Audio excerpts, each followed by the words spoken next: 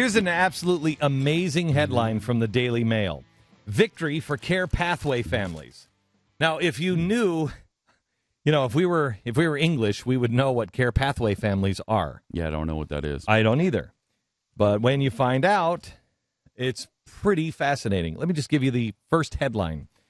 Putting patients on the death pathway, otherwise known as the care pathway, the death pathway without consulting their families will be outlawed next week. Jeremy Hunt is about to make it legal requirement that doctors fully explain the end-of-life treatment in order to obtain consent.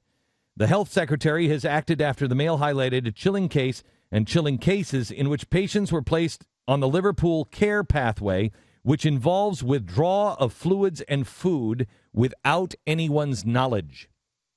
Wow. Agenda 21. On Monday, he will announce a rule that rule changes, and we will see the end-of-life care included for the first time in the NHS, National Healthcare System, Constitution. Well, that also fits right in with the death panels and the people who decide what kind of care you have and whether you're worthy to have it, and if it's... Yeah, but that's not going to happen. Remember, we were modeled after, our health care, Obamacare, was modeled after this. They said that was the model. Remember, who was the guy that... Berwick. Yeah, Berwick. Right. And came out and said, this is the best. And it's the best because it's redistribution of wealth. Yeah, and it had to be. And it had to be. This is the headline from our ally.